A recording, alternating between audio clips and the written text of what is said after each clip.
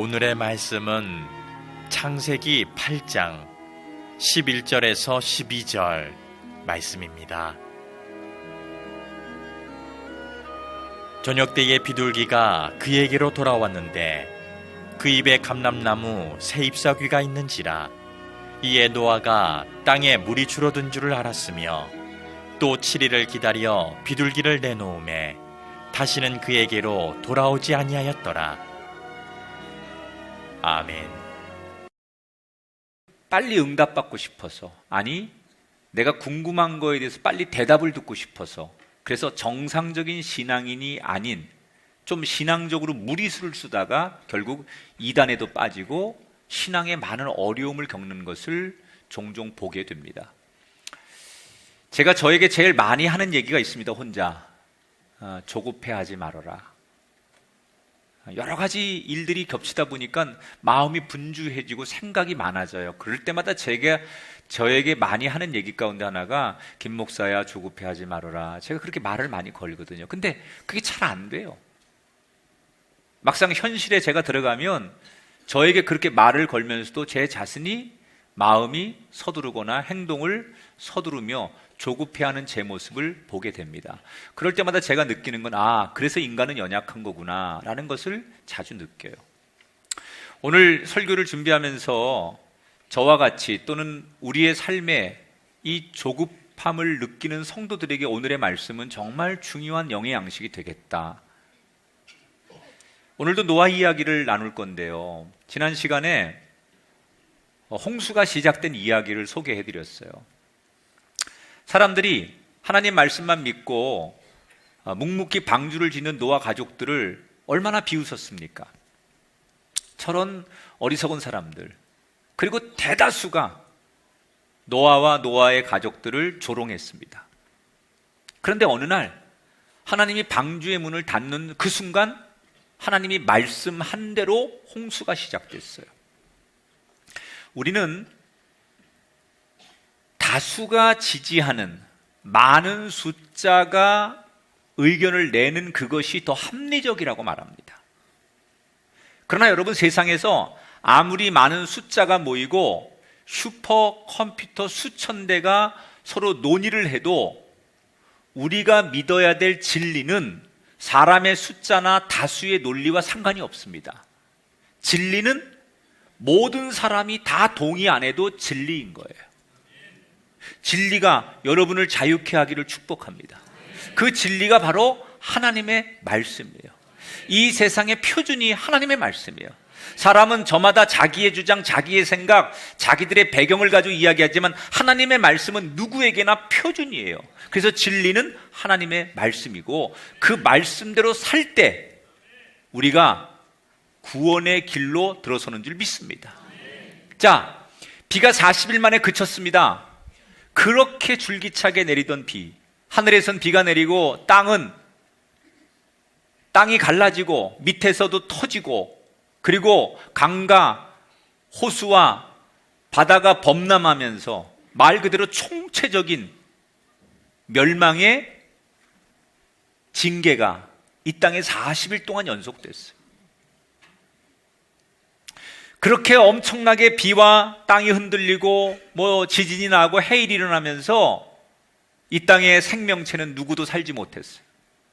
하늘의 새도, 기어다니는 벌레도, 그리고 어떤 육중한 동물도, 인간이 자랑했던 그 찬란했던 문명도 그 물속에 다 잃어버리게 됐어요.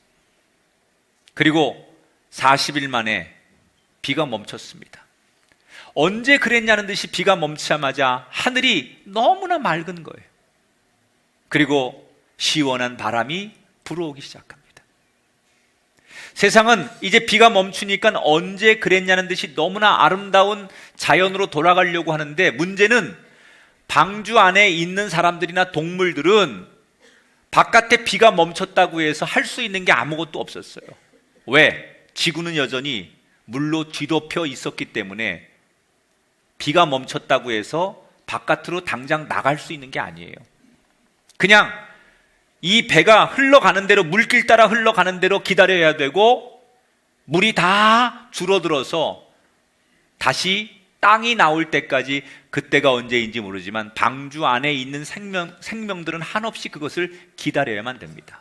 말 그대로 언제일지 모르는 막막한 기다림을 방주 안에 있는 생명들은 하는 거예요.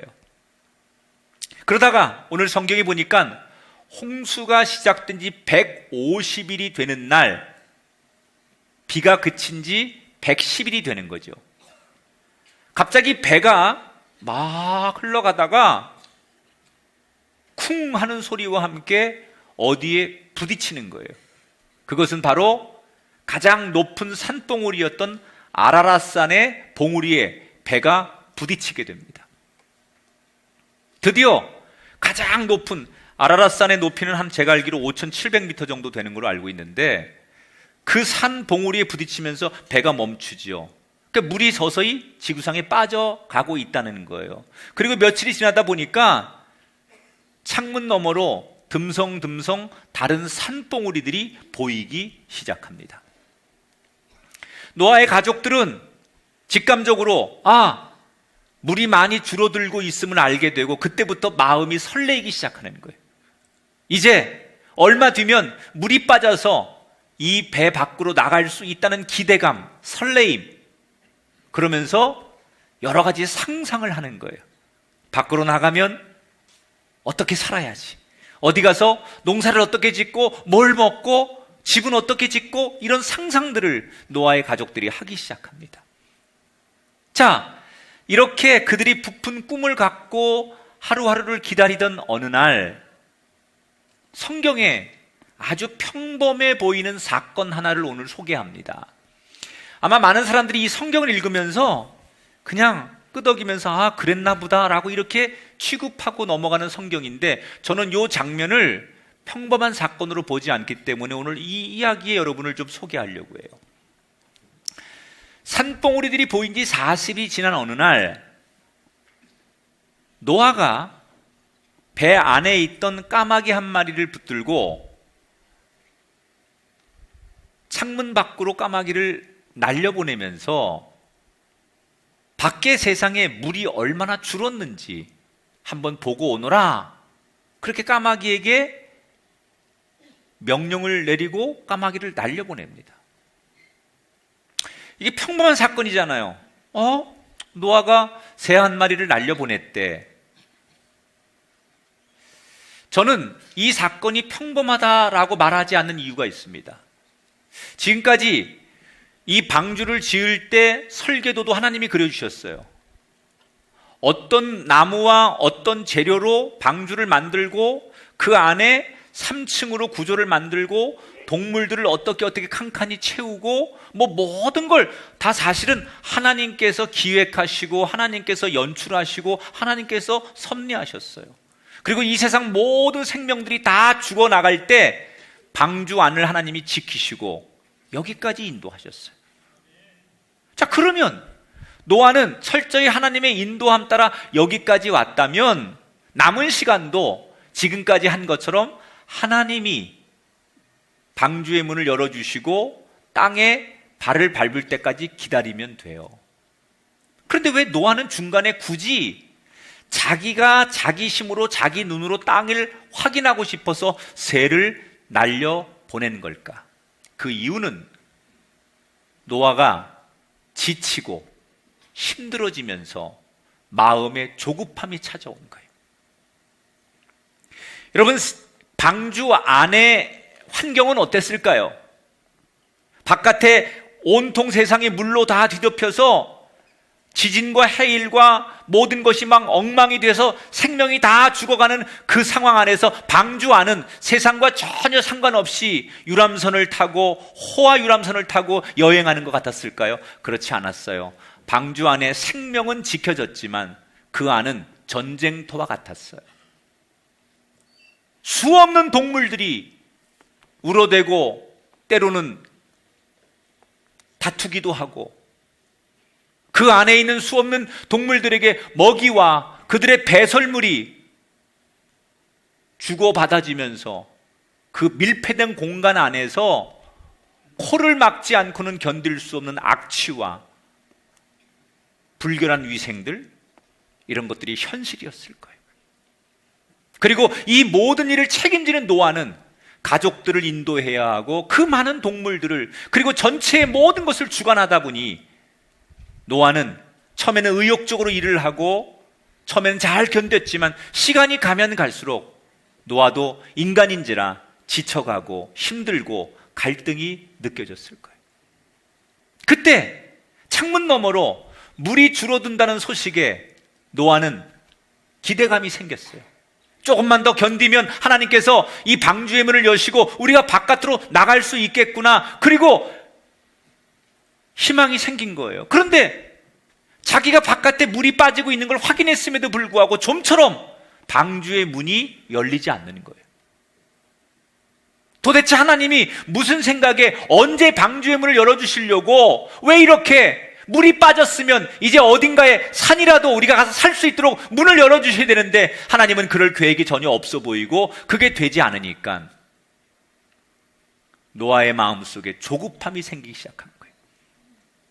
그래서 하나님이 하시는 것 말고 내가 직접 해야 되겠다, 내가 직접 확인해 봐야 되겠다라고 해서 첫 번째 까마귀를 띄운 거예요. 까마귀가 날아갔는데 돌아오지 않아요. 여러분, 까마귀는 육식성, 그래서 아마도 까마귀가 날아가서 썩은 시체들 더미 위에서 그 시체를 쪼아 먹으며 방주로 돌아오는 것을 잊고 그냥 거기에서 날아다니며 그렇게 살았을 거예요. 그러니까 돌아오지 않는 까마귀를 기다리며 이 노아는 더 조급해지는 거예요. 그래서 곧바로 이번엔 비둘기를 날려보냅니다. 그런데 이 비둘기가 날아갔다가 돌아오기는 하는데 땅에 흔적을 아무것도 가져오지 않아요. 더 마음이 조급해진 이 노아는 다시 세 번째로 비둘기를 또 날려보내요. 그리고 한참을 기다리는데 그날 저녁 세 번째로 날아갔던 이 비둘기가 갓 피어난 올리브 나무 잎사귀를 물고 왔어요. 자, 이건 어디선가 지금 그게 산이 됐든 땅이 됐든 이 지구의 육지가 산이 말라가면서 생명이 다시 시작되는 것을 의미하는 거예요. 노아가 그토록 기다리고 바랬던 소식을 이 비둘기가 가져온 거예요. 그런데 바로 그 순간 노아가 그 비둘기가 물고 온 잎사귀가 자기에게 주는 영적인 교훈이 있었어요. 자기는 너무 조급해서 바깥의 세상을 알고 싶어서 비둘기를 날려보내서 이런 결과물을 지금 소식을 듣긴 했는데 그 순간 자기의 뇌리를 스치는 하나의 생각이 있었어요. 그게 뭐냐? 오늘 그 내용을 정리한 총체적인 주제가 1절에 나와요.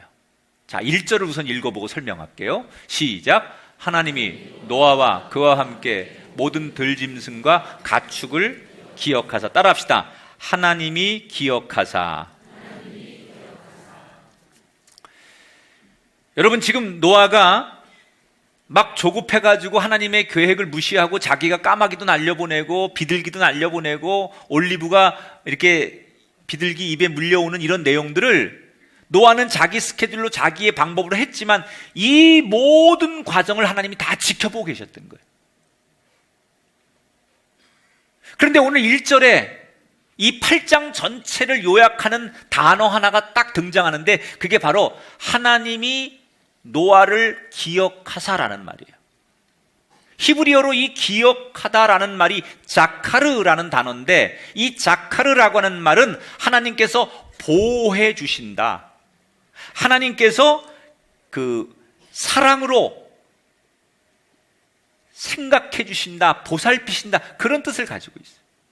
그러니까 하나님이 여기 말하는 자카르라고 하는 단어는 잊고 있다가 맞아 거기 노아 있지 이런 게 아니라 늘 어느 때든지 한순간도 그 노아를 잊지 않고 보호하시고 보살피시면서 기억할 때 쓰는 단어가 자카르라는 단어예요. 여러분, 기독교의 구원은 이 자카르에서 시작하는 거예요. 하나님이 우리를 기억하지 않으면 우리가 아무리 몸부림치고 우리가 아무리 애써도 절대 구원은 일어나지 않아요. 이스라엘 백성들이 애굽에서 종살이할 때 그들이 살려달라고 소리쳐서 구원하는 게 아니에요. 하나님이 그들의 울부짖음을 기억하시기 때문에 그들이 구원되는 거예요. 오늘 하나님이 우리를 구원하신 건 우리가 잘해서가 아니라 하나님이 우리에게 자카르, 우리를 기억해 주시기 때문이에요.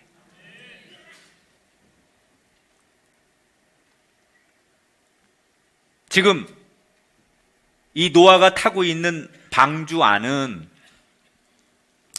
철저히 하나님이 기억하신 보호하심이 있는 거예요. 바깥에는 모든 생명들이 다 죽어나가고 흔적도 없이 사라지고 있는데, 여러분 성경에 보면 방주 안에 있는 동물과 어떤 생명들이 병들거나 죽었다는 기사가 한 줄도 등장하지 않아요.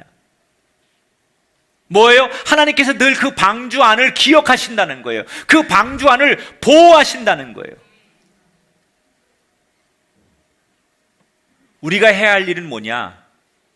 우리를 기억해 주신 하나님을 우리도 바라보고 그분을 기억할 때 구원은 완성되는 거예요. 그 노란 비둘기가 물고 온 잎사귀를 보면서 하나님은 지난 1년 동안 모든 바깥의 생명들이 다 죽어나가고 멸망당할 때 우리 방주 안에 나와 이 동물들을 지켜주셨는데, 기억하셨는데, 자카를 해주셨는데, 나는 그 하나님의 은혜를 기억하지 않고 내 방법대로 내가 조급해서 하나님의 계획보다 앞서려고 했던 자기 자신이 이 비둘기가 물고 온 잎사귀를 보면서 부끄럽고 회개가 되고 깨달아지는 거예요. 마치 그 비둘기가 물고 온 올리브 잎사귀가 노아한테 이렇게 말하는 것 같아요. 노아야, 지금 줄어들고 있는 이 물, 이 홍수에서 너희를 지켜준 것 다 누가 한 거냐? 바로 내가 하지 않았느냐? 너는 지금 조급하고 바깥의 일이 궁금하고 잘 모르겠지만 나는 너를 늘 기억하고 너를 위해서 좋은 세상을 만들고 있단다. 그리고 내가 생각할 때 가장 좋은 때가 되면 그 땅을 너에게 줄 것이니 네 방법대로 네 생각대로 하지 말고 기다려라. 그런 영적인 깨달음을 노아가 그 순간에 하는 거예요. 바깥을 확인하기 전까지는 조급했어요. 서둘렀어요. 그런데 막상 바깥의 상황을 알고 나면서 내가 그러지 않아도 되는데, 하나님 앞에 맡기고 잠잠히 하나님의 때를 따라가면 되는데 내가 왜 이렇게 서두르지? 라고 하는 후회와 회개의 마음이 들기 시작했다는 거예요. 그 순간 노아는 영적인 조급함을 내려놔요. 그래, 여기까지 기다렸는데 이거보다 더한 시간도 하나님의 때를 기다리고 하나님의 인도하심을 내가 기다려왔는데 내가 왜 이 얼마 남지 않은 시간을 못 기다리고 왜 이렇게 조급해하지? 그러면서 스스로 자기 마음에 다짐을 하고 모든 걸 다 내려놔요. 그리고 다시 네 번째 비둘기를 밖으로 내보내요. 그 비둘기를 내보내는 건 가서 바깥을 정탐하고 와라가 아니라 네가 밖에 나가서 이제 생명이 살고 있으니 네가 먼저 가서 네 생명을 살아라라고 그에게 자유를 주는 거예요. 노아는 까마귀를 내보내고 비둘기를 3번 내보내는 과정 속에서 내가 걱정하고 고민한다고 되는 게 아니다. 내가 바깥에 물이 얼마나 빠졌는지 그게 확인된다고 되는 게 아니다. 내가 시간을 정한다고 되는 게 아니다. 따라합시다. 하나님의 시간표와 내 시간표는 다릅니다. 여러분, 내 시간표에 맞추면 안 돼요. 이 땅의 모든 생사화복의 시간표는 하나님께 맞춰져야 돼요. 하나님이 나를 위해, 우리를 위해 생명의 땅을 준비하고 계시다는 거예요. 여러분, 노아만 그렇겠습니까? 우리의 인생도 그렇잖아요. 살다 보면 우리 인생도 홍수가 나고 우리 인생의 배가 흔들릴 때가 있어요. 그래서 그 상황을 벗어나고 싶어서 많은 사람들이 조급해서 때로는 하나님 앞에 엎드려 하나님의 이름을 부르고 통곡하고 기도합니다. 그런데 우리가 기도하지만 내 뜻대로 기도한 대로 응답되지 않고 당장 내 환경에 변화가 없으면 우린 조급합니다. 기도하면서도 조급하고 예배하면서도 조급하고 교회에 나와 앉아서도 조급해요. 하나님, 난 지금 당장 이 문제를 해결해야 되는데 하나님 왜 잠잠히 계십니까? 하나님, 나 오늘 지나면 안 됩니다. 오늘 당장 해결해 주셔야 합니다. 그래서 우리는 하나님 앞에 기도하면서도 조급하고 하나님의 이름을 부르면서도 조급해해요.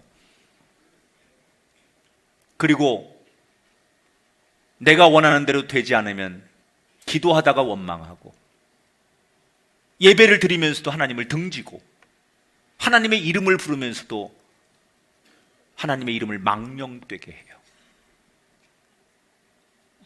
엄청난 유혹이에요. 기도 안 하는 사람들이 유혹받는 게 아니에요. 예배 안 드리는 사람이 실족하는 게 아니에요. 기도하면서 예배하면서 실족하는 게 뭐냐? 내가 너무 서두르고 너무 조급하니까 하나님 앞에 무릎 꿇고 기도하면서도 예배를 드리면서도 하나님의 이름을 부르면서도 결과는 하나님을 원망하더라는 거예요. 그때 우리가 할 게 뭐냐? 오늘 이 말씀을 되뇌어야 돼요. 따라합시다. 하나님이 나를 기억하고 계십니다. 할렐루야. 하나님이 우리를 자카르 하신다는 거예요. 그냥 방치해 두었다가 너 거기 있었지 참 몰라서 미안하다. 너 잠시 내가 잊었는데 지금 보이는구나. 그게 아니에요. 하나님의 돌보심, 하나님의 보호하심, 그게 우리에게 늘 있다는 거예요. 우리는 하나님을 잊고 있어도 하나님은 우리를 잊지 않는 자카르의 은혜에 우리를 기억하신다는 거예요. 여러분의 자녀, 여러분의 그 질병, 여러분의 고통, 여러분의 삶의 자리를 하나님께서 기억하신다는 거예요. 이걸 생각하면 조급해하지 않아요. 이걸 생각하면 하나님 앞에 원망하지 않아요.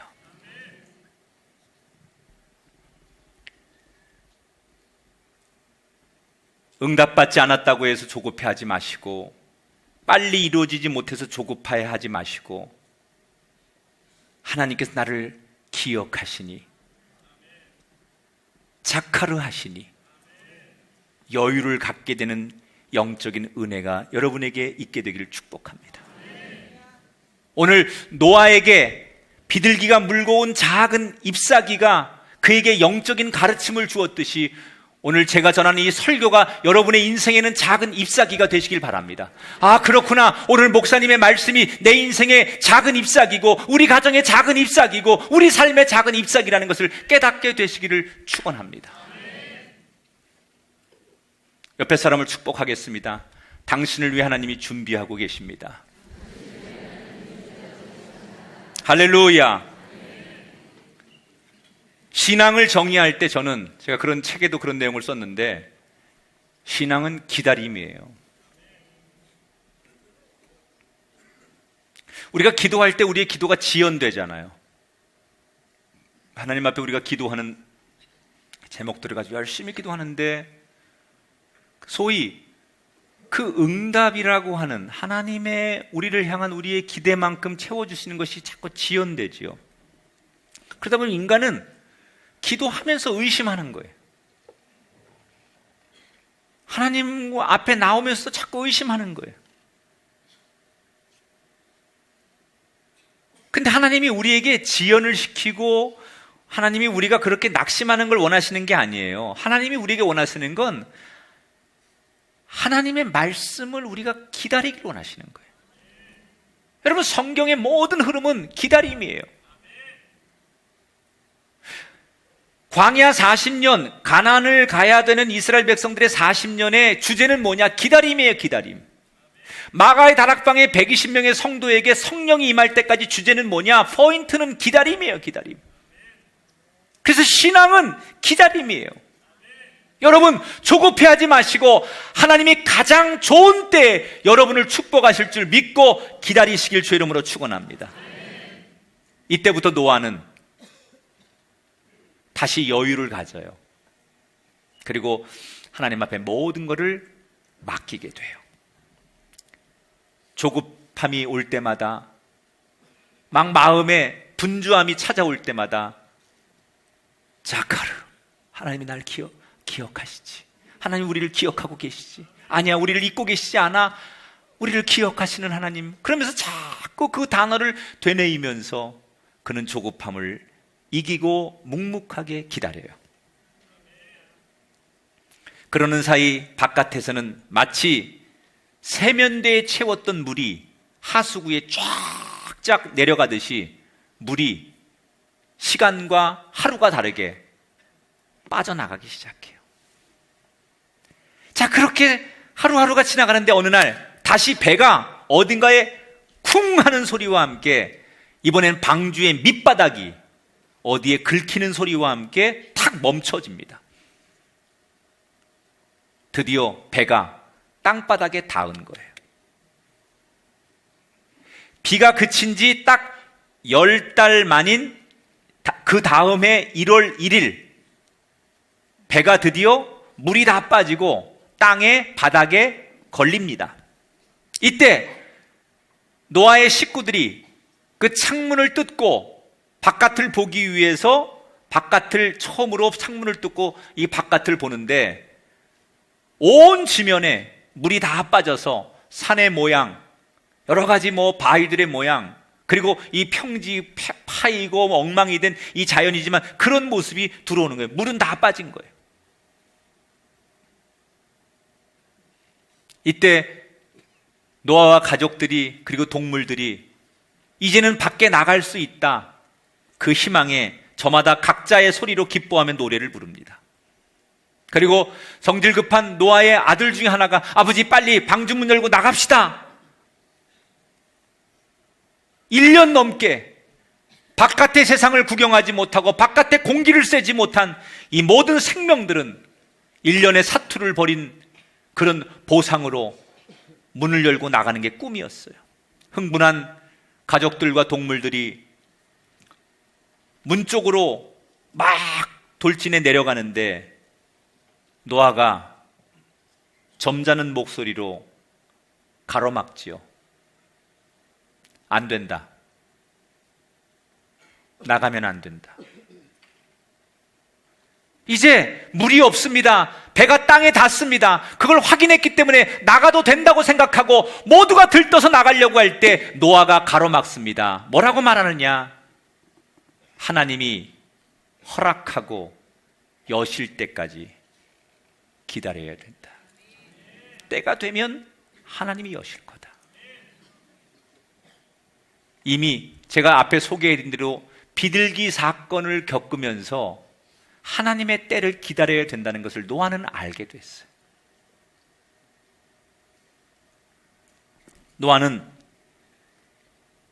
우리의 바람과 상관없이 자신의 섭리에 따라 세상을 다스린 하나님을 신뢰하기 시작하는 거예요. 여러분, 만약에 그때 가족들이나 동물들이 이제 땅에 배가 닿았으니까 나가자 그리고 문을 열고 나갔으면 무슨 일이 벌어졌을까요? 바깥에는 물론 비가 그치고 환한 날씨와 시원한 바람이 살랑살랑 불면서 쾌적한 환경인 건 틀림이 없어요. 그런데 문제는 그때 나갔다면 그들이 밟는 땅은 땅이 아니에요. 그건 뻘과 같은 땅이에요. 지금 이 배가 땅에 닿았을 때 이 육지는 물에 오랫동안 젖어 있었기 때문에, 물을 먹고 있었기 때문에 뻘처럼 축축한 상태예요. 그 상태에 나가면 비록 땅이지만 그곳엔 농사를 지을 수도 없어요. 동물들이 자기의 집을 짓고 사람들이 자기 집을 짓고 살 수가 없어요. 만약에 그 상태에 나갔다면 그것은 살 수 없는 환경이에요. 땅이라고 다 똑같은 땅이 아니에요. 희망이 없는 땅이에요. 그 땅이 바람이 불어서 수증기가 올라가고 빛을 받아서 그 땅이 다시 자연의 원래 상태대로 가장 쾌적한 상태로 마르고, 그래서 농사도 짓고 집도 지을 수 있는 그 상태가 되려면 더 많은 시간이 필요했던 거예요. 그래서 하나님은 방주의 문을 열어주지 않는 거예요. 여러분, 어쩌면 여러분의 지금 삶이 지금 열면 될 것 같은, 하나님이 이맘때쯤이면 내 인생의 문을 열어주시면 될 것 같은 그때를 만난 것 같지만, 하나님은 우리가 모르는 더 최적의 상황을 만들기 위해서 오늘도 우리에게 기다리라고 말씀하십니다. 그리고 그 방주가 땅에 닿은 지 50일이 훨씬 지난 2월 27일 드디어 하나님께서 노아에게 어느 날 이렇게 말씀하십니다. 이제 됐다.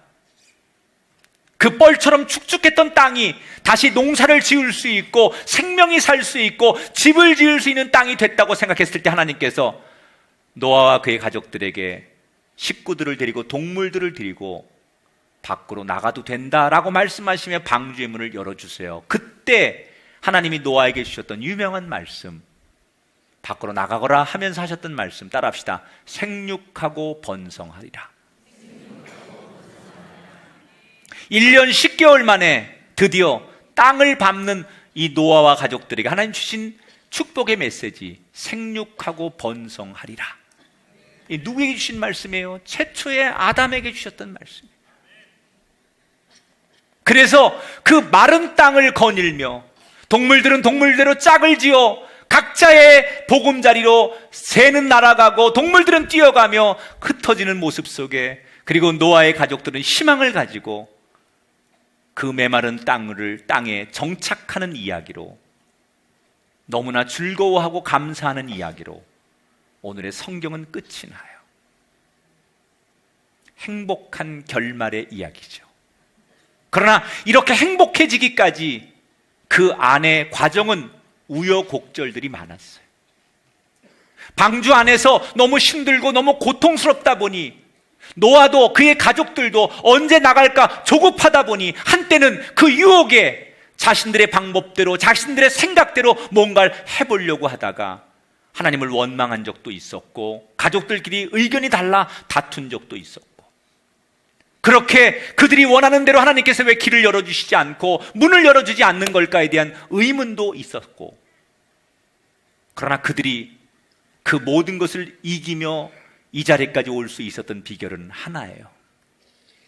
하나님이 우리를 기억하시고 우리에게 가장 좋은 것을 주시니 조급하지 말고 하나님의 인도함을 기다리자. 그리고 마침내 그때가 왔을 때 모두가 기뻐하는 그날을 맞이하는 거예요.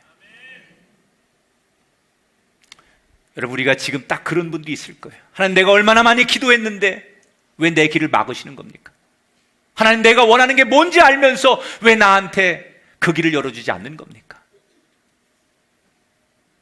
그래서 조급해하면서 하나님 앞에 원망하고 오늘도 신앙의 의욕을 잃어버린 그분에게 오늘 하나님은 창세기 8장을 통해 주시는 말씀이에요. 네가 구한 것보다 더 좋은 때, 더 좋은 것을 주시기 위해 준비하고 있단다. 저도요, 목회를 하면서 하나님 앞에 많이 거절당했어요. 목사인 나도 하나님 앞에 기도하고 내가 하나님 앞에 내 비전을 선포하고 무릎 꿇었을 때 하나님 앞에 거절당한 게 얼마나 많은지 몰라요. 그때마다 목사인 저도 하나님을 원망했어요.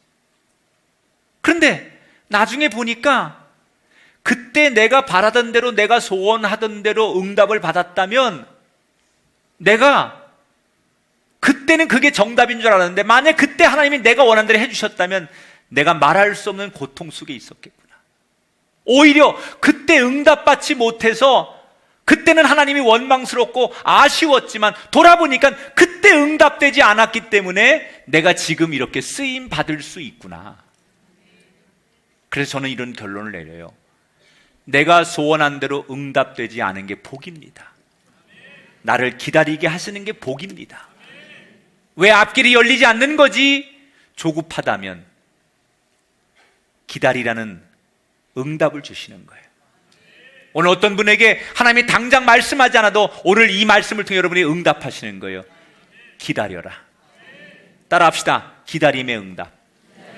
왜 나에게 응답하지 않으십니까가 아니라 하나님 여러분에게 분명히 오늘 말씀하시는 거예요. 기다려라. 이 기다림의 응답을 손에 붙들고 그 응답에 감사하며 살아갈 수 있는 노아와 같은 의로운 사람들, 하나님이 주시는 좋은 때를 만나는 거룩한 여정이 다 되시기를 주의 이름으로 축원합니다.